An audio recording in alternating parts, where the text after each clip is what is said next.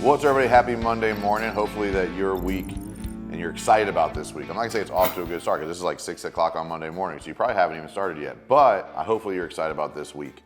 Today's episode is about considering the source. As an entrepreneur, specifically somebody with some form of personal branding or some form of just public acknowledgement or public brand, like whatever, if you have done anything where anybody knows you, at some point people are gonna start spewing their opinions at you. And there's so much information going around and so many opinions and so many just negative people and pessimism and scarcity and bad people and lack of integrity out there. There's so many people I talk to when it comes to helping them build their life, build their business, build themselves. You know, I coach people to a greater level of success in their life and business. That's what I do. Like, I am not a life coach. I'm not a business coach. I'm basically a therapist that really understands how to help you become the championship version of yourself. Like, that's what I do.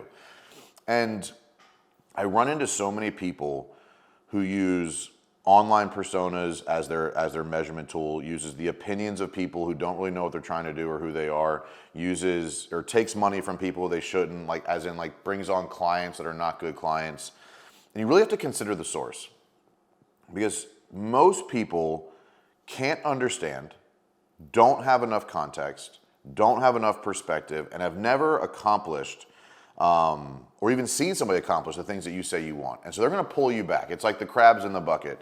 If you've never heard the crabs in the bucket analogy, this is actually true. I've actually seen this. So I've heard this as an analogy, and I thought back to my childhood. So my grandfather and I in New Jersey, when we used to go visit him, we would go crabbing. Like, we would like tie a chicken drumstick to the end of a string, throw it into the water, slowly pull it up with crabs on it trying to eat, and then you'd scoop down with the net and put them into a bucket. And he never put a top on the bucket. Like, he never did. And looking back, I remember seeing this. So when you put a bunch of crabs in a bucket, the crabs know what they know and are deathly afraid of what they don't know. And so when a crab tries to crawl out of the bucket, i.e. you try to do something you've never done, you try to separate from the level that you're at, you try to aspire to do more, you try to build a bigger business, become wealthy, buy the watch, buy the car, buy the boat, buy the house, get the relationship, take the vacation, invest in yourself, whatever it might be.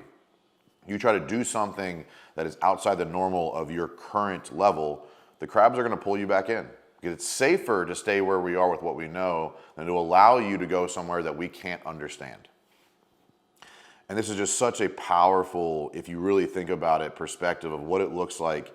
Because typically the people that are the hardest or the most scarcity or the most pessimistic about what you're trying to do are the people that love you the most, because they're afraid of your failure. That happened in my life as well. The people that love me the most tend to be the ones that gave me advice based on what they thought was true about how I should protect myself and I don't want to see you get hurt. Right? People who love us don't want to see us get hurt. And when you chase things at a higher level, the fear of failure and the pain of failure becomes greater. Like, the fall becomes farther. And that creates this level of discomfort for people that don't want to see you hurt. But there's so many people that are going to give you their perspective. A similar context would be like at the grocery store and someone wants to judge how you're operating as a parent. I can't tell you how many times I have cussed somebody out for putting their nose where it didn't belong. Like, you shouldn't do that with him. You know what the happened today?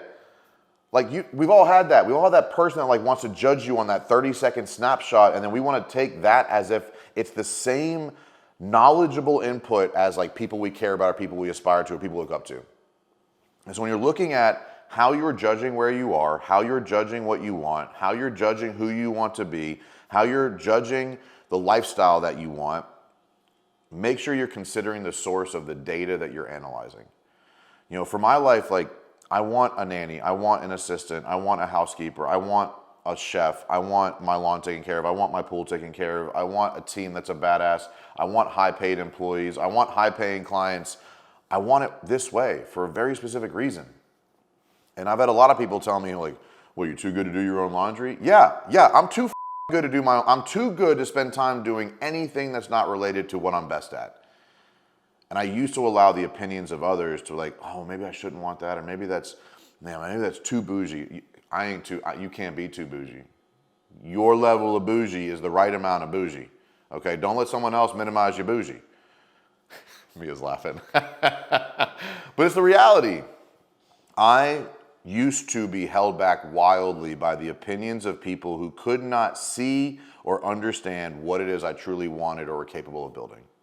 So as you are going out into the world and you're looking at what's enough, what's right, what's wrong, what's small enough, like there's people out there right now that should be just happy with a $3 to $5 million company and not looking at the Eds and Andys of the world, Ed Milet, Andy Frisell saying like, well, if I don't have a $100 million company, I'm not good enough.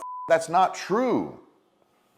And what's the right size business right now in this season of where your life at? Like, I could have a bigger company if I was willing to sacrifice all of my time away from my wife and my children, and I'm not. I took a year and a half off of traveling to go speak, to be home with my family, to get used to this new location, this new house, new routine of homeschooling. I did that. And yes, it held back the size of my company. And yes, right now we're down revenue because of that. But it's what was right for me in that season. And guess what? We coming out to compete this year. We're going to grow again. We may be down right now, but we're going to grow again in 2024. That'll be 6 years in a row of revenue growth.